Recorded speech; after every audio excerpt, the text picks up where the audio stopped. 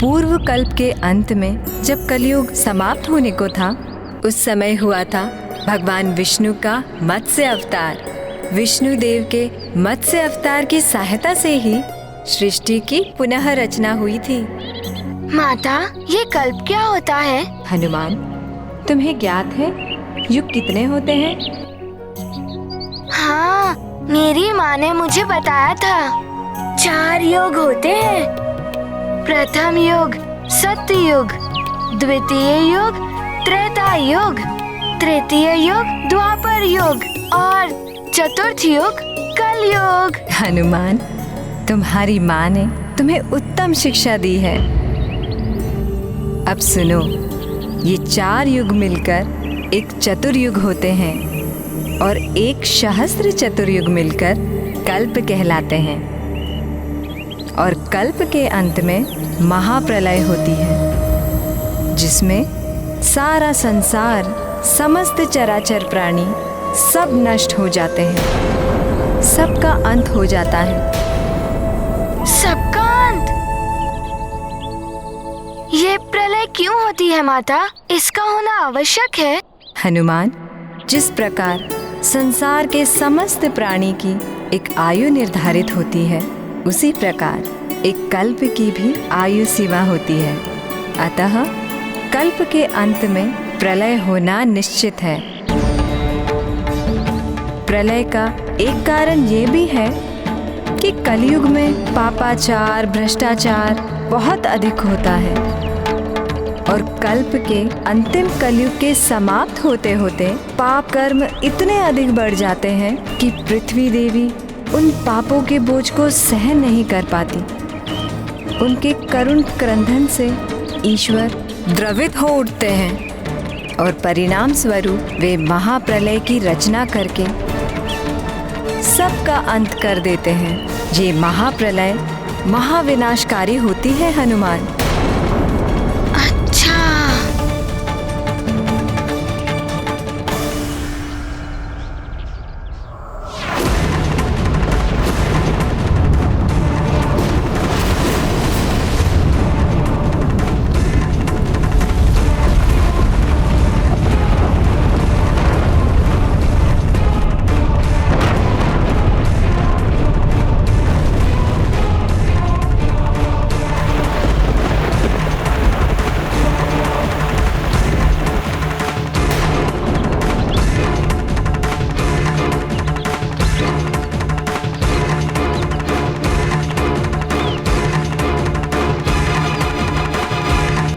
उस समय की महाप्रलय भी महाभयंकर हुई होगी।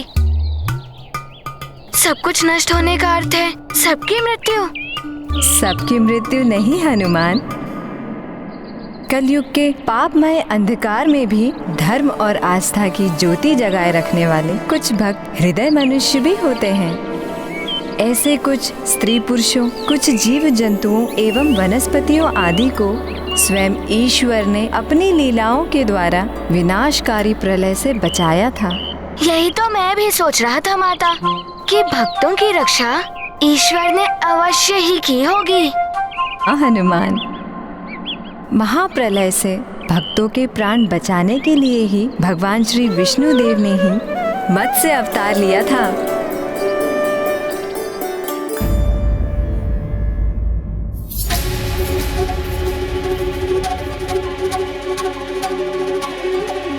कलियुग के अंत का समय आ गया है, किंतु प्रभु के श्रीमुख पर विचलित होने के कोई संकेत नहीं दिखाई दे रहे हैं।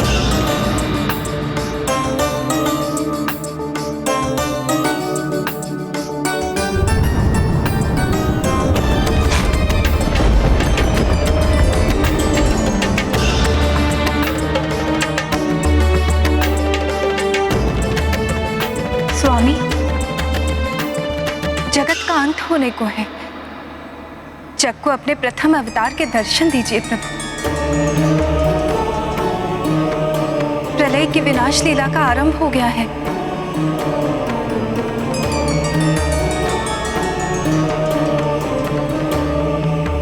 आश्चर्य है, मुझे आपके भक्तों एवं जीव जंतु आदि की चिंता हो रही है प्रभु, किंतु आप निश्चिंत एवं प्रसन्नचित दिखाई दे रहे हैं। आपकी भी लीला का समय हो गया है प्रभु।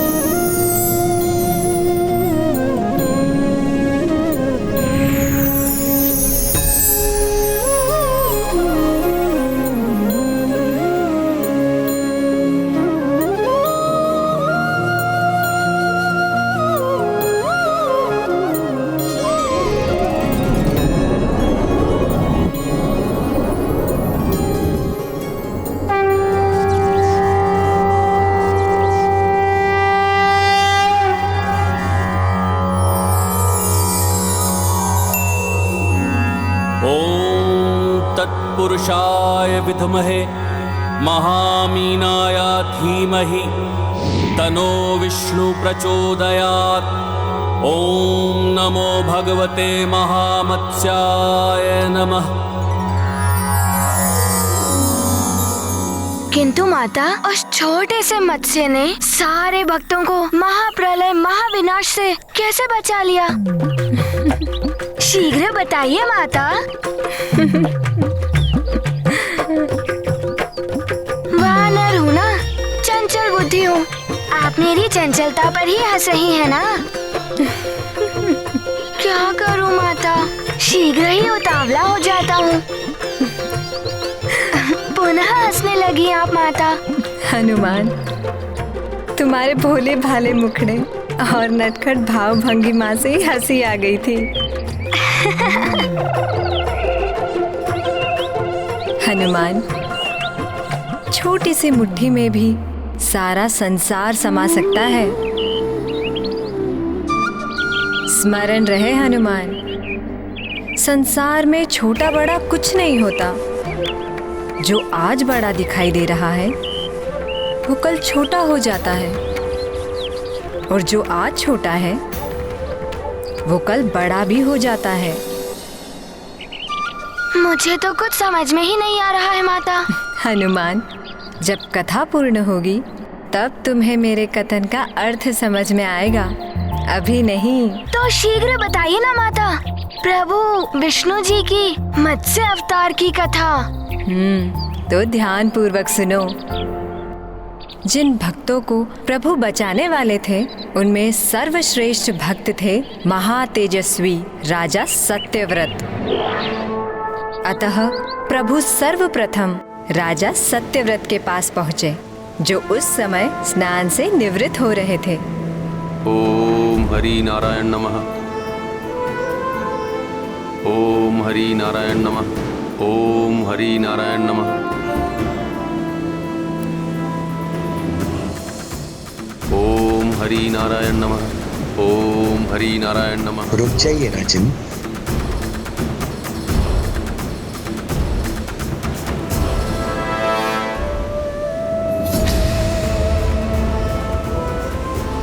ये मत्स्य मेरी अंजलि में? मुझे जल में मत छोड़िए राजन। प्रभु, आपकी लीला भी अनोखी है। आपकी कृपा हो तो पत्थर भी बोल पड़ते हैं। ये तो एक जीवधारी मत्स्य है। आप तो देख ही रहे हैं, मैं एक छोटा सा मत्स्य हूँ। समुद्र में भयानक जलचरों के मध्य मेरा जीवन कभी भी संकट में पड़ सकता है। वे एक क्षण में मुझे अपना भोजन बना लेंगे। मैं इसीलिए आपकी शरण में आया हूँ, मेरी रक्षा कीजिए। मत्स्य, तुम बिल्कुल चिंता ना करो। मैं भली भांति तुम्हारी देखभाल करूंगा और तुम्हें रहने के लिए सुरक्षित और पर्याप्त स्थान दूंगा। धन्यवाद राजन।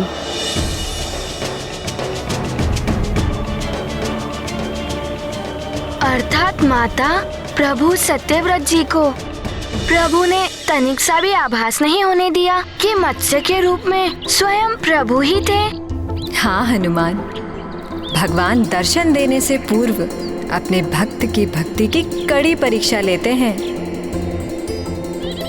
हाँ, फिर राजा सत्यव्रत जी की प्रभु ने कैसे परीक्षा ली? राजा सत्यव्रत उन मत्स्य रूपी प्रभु को कमंडल में लेकर महल पहुंचे। हरिओम नमो नारायण। हरिओम नमो नारायण। हरिओम नमो नारायण। हरिओम नमो नारायण। हरिओम नमो नारायण।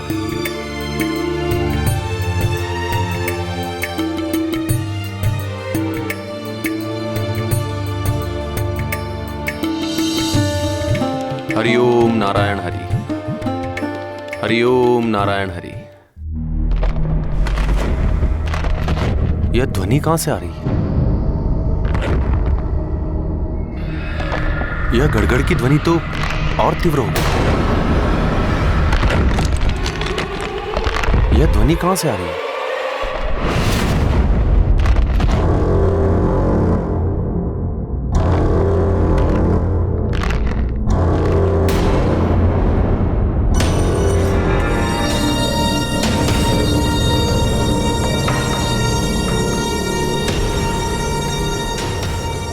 ये मत्स्य इतना शीघ्र कैसे बड़ा हो गया? राजन, आपने तो मुझे भली भांति देखभाल करने का वचन दिया था, किंतु इस छोटे से कमंडल में मुझे रख दिया आपने। ये बहुत छोटा है, मैं असहज हूँ इसमें। अच्छा, तुम चिंता मत करो, मैं तुम्हें तुम्हारे योग्य किसी बड़े और सुरक्षित स्थान पर ले जाता हूं। धन्यवाद राजन।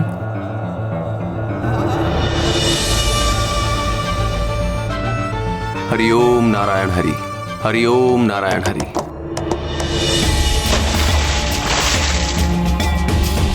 अब तुम इसमें आराम से रहो। यह स्थान तुम्हारे लिए काफी बड़ा, अच्छा और सुरक्षित है। यह विशाल पात्र तुम्हारे लिए उपयुक्त रहेगा। तुम्हें यहाँ कोई कठिनाई नहीं होगी। हरिओम नारायण हरि। अब क्या हुआ? राजन, रक्षा कीजिए। मत्स्य, तुम चिंता ना करो, हम तुम्हारे साथ किसी भी प्रकार की कोई दुर्घटना नहीं होने देंगे। हम तुम्हें इससे भी बड़े और उपयुक्त स्थान पर रखेंगे। धैर्य रखो। अर्थात पुनः प्रभु की लीला हुई? फिर क्या हुआ माता, शीघ्र बताइए ना। फिर जैसे ही राजा सत्यव्रत ने कक्ष के बाहर अपना पांव रखा,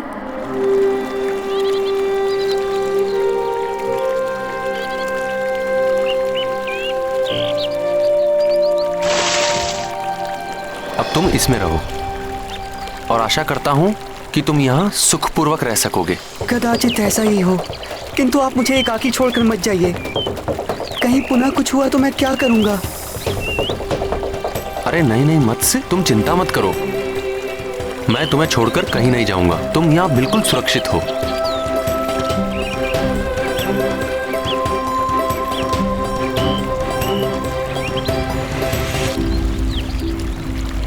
परंतु माता, हनुमान को एक बात समझ नहीं आ रही है। यदि प्रभु को मत्स्य रूप में बड़ा होना ही था, तो वो छोटे रूप में क्यों आए? और वो धीरे धीरे करके बड़े हुए, एक ही बार में बड़े क्यों नहीं हो जाते? बड़ी परीक्षाओं के उपरांत ही प्रभु के दर्शन होते हैं हनुमान। ये राजा सत्यव्रत के धैर्य एवं उनकी सहनशीलता की परीक्षा थी। इसके साथ ही भविष्य की घटना से भी इनका संबंध था।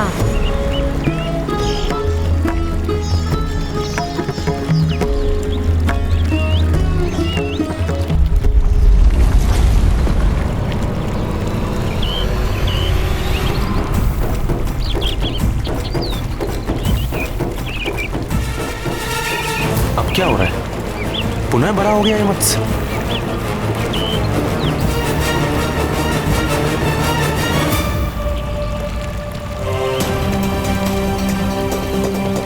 हे भगवान, विचित्र है यह मत्स्य।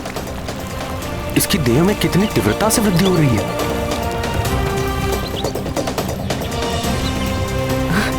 राजन, क्या सोच रहे हैं? शीघ्र कुछ कीजिए, ये पात्र भी मेरे लिए छोटा पड़ रहा है।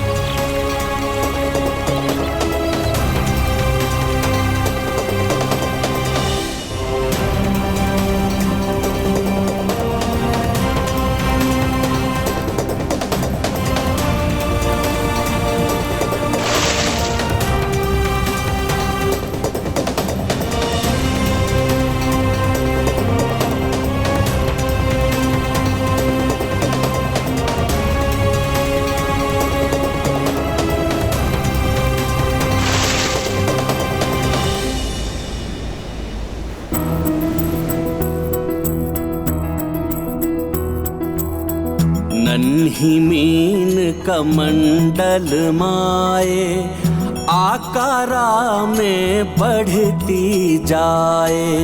ताल तलैया सरी समंदर, हारे मत्स्य से सारे पयोधर। धर्म परायण धर्म अधिष्ठा, भूप न तोरे निर्बल निष्ठा। लेवे परीक्षा नृप की आए, मत्स्यवतारा हरि दर्शाए। यह क्या विचित्र माया है। एक साधारण मत्स्य के लिए तो क्या, इस संसार के किसी भी प्राणी के लिए ऐसा चमत्कार करना असंभव है। कदाचित मेरे प्रभु की मुझ पर विशेष कृपा हुई है और उन्होंने यह निश्चय किया है कि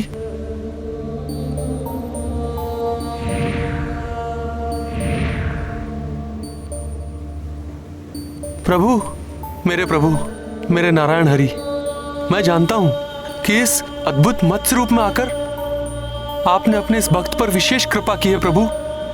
अब आप मुझे दर्शन देकर मेरा जीवन धन्य कर दीजिए प्रभु। मुझे दर्शन दीजिए, मुझे दर्शन दीजिए।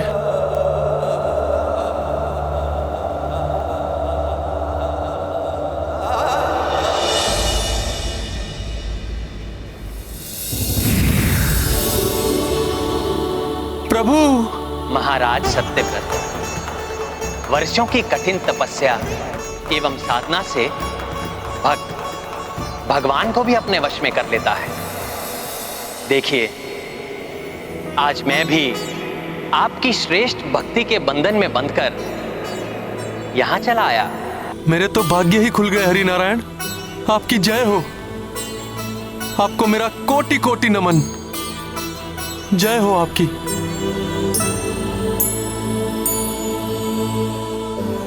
प्रभु, आपने दर्शन देकर मेरे संपूर्ण जीवन की साध पूर्ण कर दी।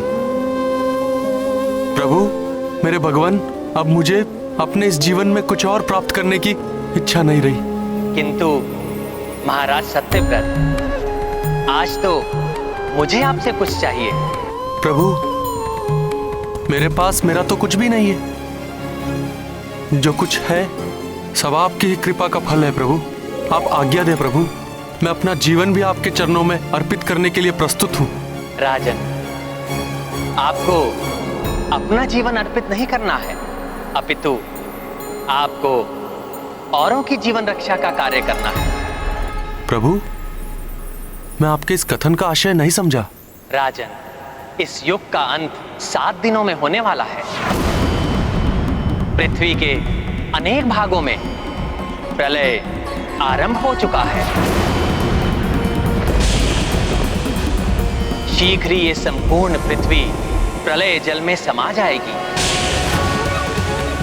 और इस पृथ्वी पर स्थित समस्त चराचर प्राणी मृत्यु को प्राप्त हो जाएंगे। इस विनाशकारी प्रलय में अब तक पृथ्वी का 1/4 भाग डूब भी चुका है।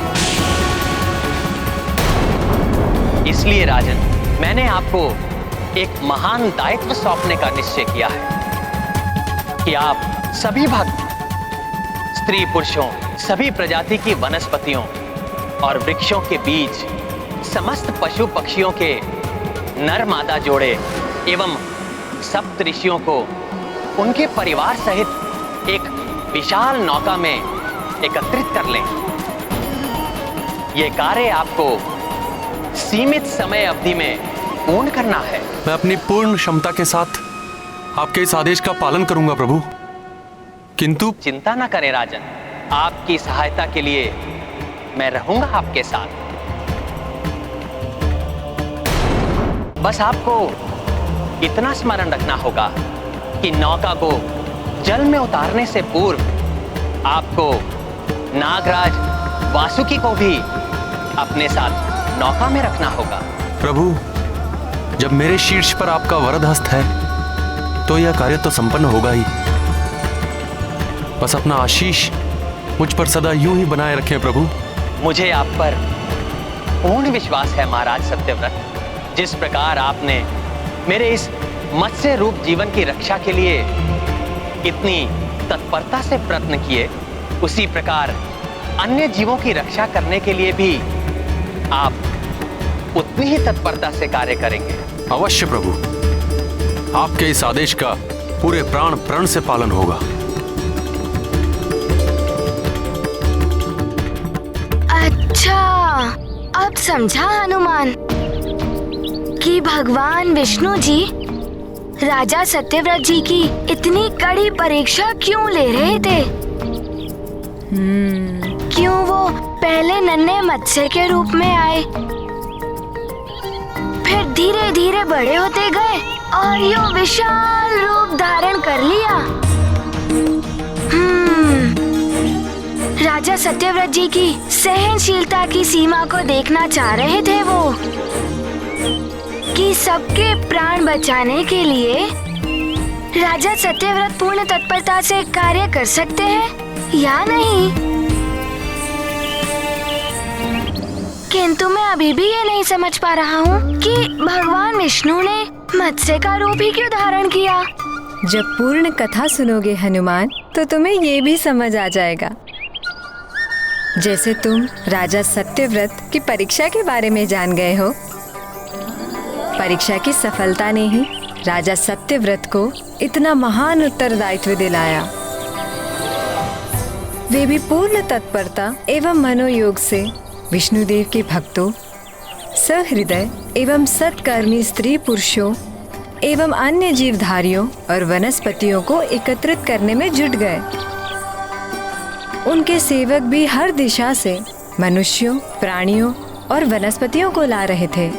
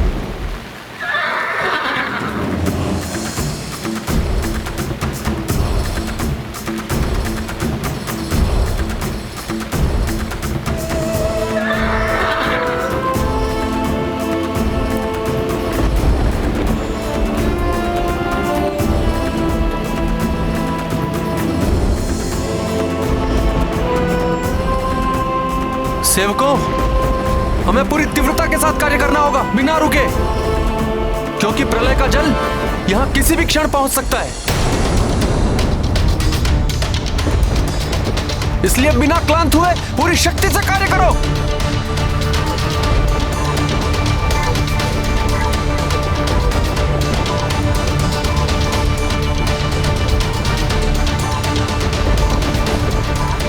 महाराज, अब हम श्रमिकों की भांति कार्य मत कीजिए, हम शीघ्र कार्य पूर्ण कर लेंगे।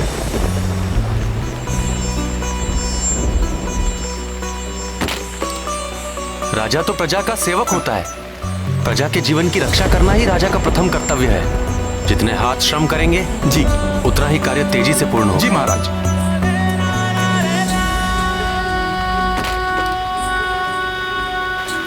साथियों, वर्षा कितनी भी तीव्र गति से हो, हमारी दृढ़ इच्छा शक्ति को परास्त नहीं कर सकती, क्योंकि हमें प्रलय को परास्त करना है, किसी भी मूल्य पर।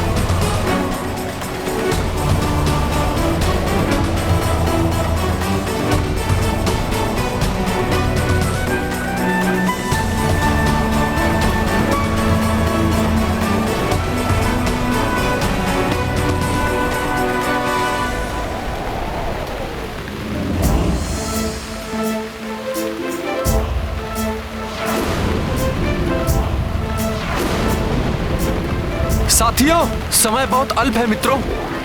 अपनी संपूर्ण शक्ति और सामर्थ्य लगा दो। विनाशकारी प्रलय का जल हमें डुबाने को उतावला है, किंतु हम भी सबके जीवन की रक्षा के लिए तत्पर हैं। हमें संसार के भविष्य के लिए सभी चराचर प्राणियों और वनस्पति को बचाना है। एक क्षण का भी विलंब नहीं होना चाहिए, अन्यथा अनर्थ की संभावनाएं बढ़ जाएगी। यह आखिरी लकड़ी शेष है। महाराज, सभी मनुष्य, पशु, पक्षी वर्ग एवं वनस्पतियों के बीज आदि एकत्रित कर लिए गए हैं। नागराज वासुकी भी शीघ्र ही आते होंगे। नौका का कार्य भी लगभग पूर्ण हो चुका है। ये लो, लगाओ इसे। आओ, शीघ्र करो। जी महाराज। जो आज्ञा महाराज।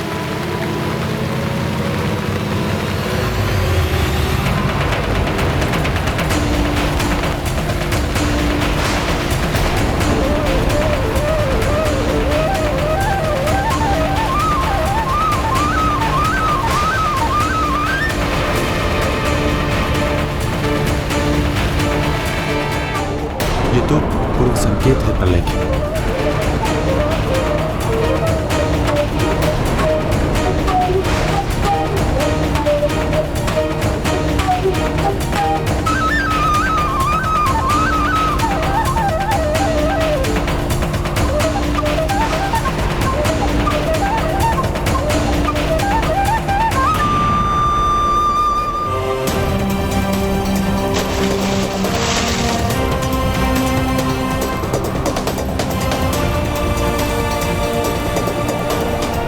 नौका के द्वार खोल दो और सबको शीघ्र अतिशीघ्र नौका में भेजो। जी महाराज। शीघ्र करो।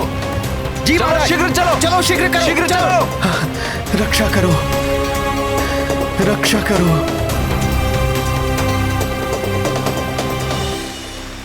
जाइए शीघ्र।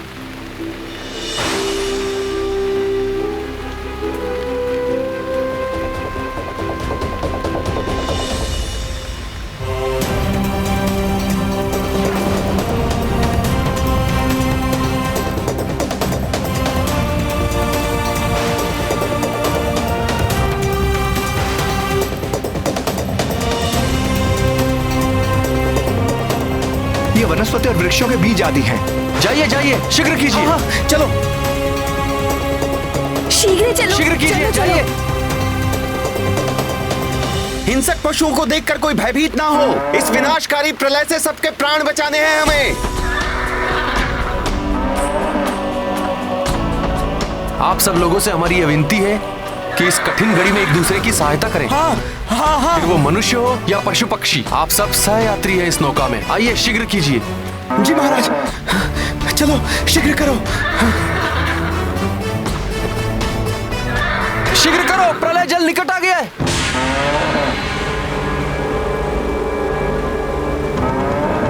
प्रलय जल तो आ ही गया है राजन, कहीं ये शेष लोग छूट ना जाएं। आप चिंता मत कीजिए, मैं किसी को छूटने नहीं दूंगा। शीघ्र कीजिए, जाइए शीघ्र। हाँ जी महाराज, शीघ्र करो।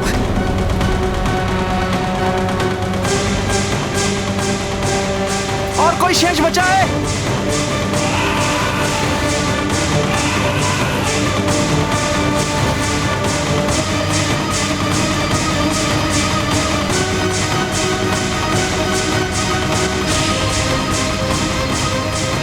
ये नागराज वासुकी कहाँ रह गए?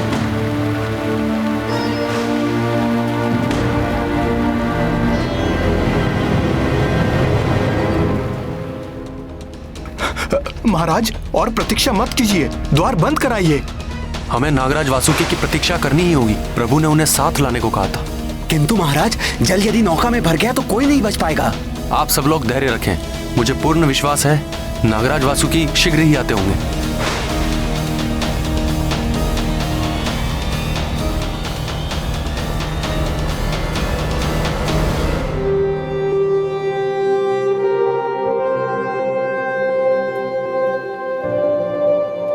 प्रभु श्री नारायण का नाम लो और द्वार बंद करो जल्दी। हरिओम नारायण हरि, हरिओम नारायण हरि।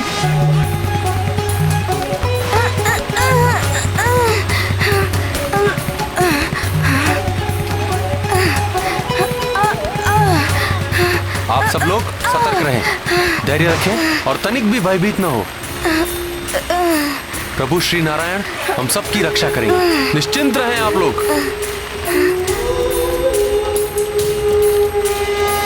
हे भगवान, ऐसे विनाशकारी लहरें, कहीं नौका ही ना पलट जाए। शुभ शुभ बोलो, प्रभु पर भरोसा रखो, वो सब ठीक कर देंगे। प्रभु श्री हरि नारायण की, प्रभु श्री हरि नारायण की। हरि ओम नारायण हरि, हरि ओम नारायण हरि, हरि ओम नारायण हरि, हरि ओम नारायण हरि, हरि ओम नारायण हरि। माता, प्रभु की कृपा से सब नौका सहित जल में तो उतर गए, परंतु क्या नौका इतनी सुदृढ़ बनी थी जो प्रलय की भयंकर लहरों की थपेड़ों को सहन कर सके, सब सुरक्षित रह सके। जैसे जैसे नौका आगे बढ़ रही थी, प्रलयकारी लहरें और अधिक भयावह हो रही थी।